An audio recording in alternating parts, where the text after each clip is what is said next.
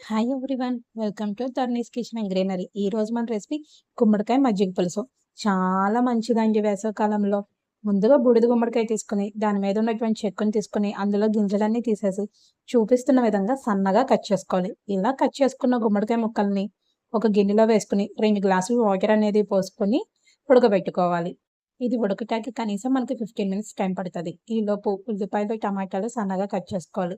Mixie jar తీసుకుని దానిలోకి కొద్దిగా కొబ్బరి ముక్కలు, అదే విధంగా పచ్చిమిర్చి, అల్లము, 2 టేబుల్ స్పూన్ల జీలకర్ర వేసుకొని మెత్తని పేస్ట్‌లా పట్టుకోవాలి.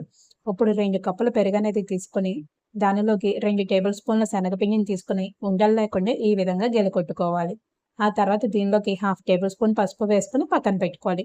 ఇప్పుడు గుమ్మడికాయ ముక్కలు ఉడికినాయో లేదో చూద్దాము. చూసారు కదా, చాకుతో కట్ చేస్తే ఇంత మెత్తగా ఉడికిపోవాలి. ఇప్పుడు దీనిలోకి టమాటా ముక్కలు, అదే విధంగా ఉల్లిపాయ ముక్కలు వేసుకొని ఒకసారి బాగా కలుపుకోవాలి. మనం వీటిని వేయించుకోవాల్సిన అవసరం లేదండి. ఈ విధంగానే కలుపుకోవచ్చు. ఇప్పుడు దీనిలోకి ముందుగా కలుపుకున్నటువంటి పెరుగు మిశ్రమాన్ని వేసుకొని ఒక 2, 3 సార్లు తిప్పుకోవాలి. ఇప్పుడు ముందుగా ప్రిపేర్ చేసుకున్నటువంటి కొబ్బరి పేస్ట్‌ని ఇందులో వేసుకొని బాగా కలుపుకోవాలి. ఈ కొబ్బరి పేస్ట్ వల్ల మనకి టేస్ట్ అనేది చాలా బావుంటదండి. ఇష్టం లేని వాళ్ళు కొబ్బరిని స్కిప్ చేసేసుకోవచ్చు. శనగపిండి వేయటం వల్ల మనకి మజ్జిగ అనేది చిక్కబడిపోతది.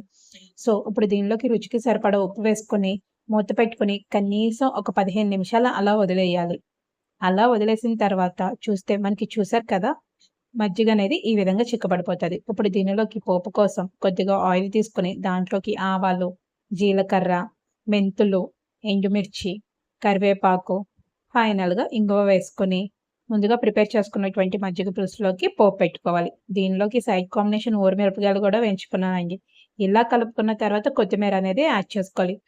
ఇలా యాడ్ చేసుకున్న తర్వాత మొత్తాన్ని ఒకసారి బాగా కలుపుకోవాలి. ఇలా కలుపుకున్న తర్వాత వేడి వేడి అన్నంలోకి ఈ గుమ్మడికాయ మజ్జిగ పులుసు వేసుకొని ముద్దలు తింటూ ఊరమిరపకాయ నంచుకుంటే వేరే లెవెల్‌లో ఉంటది.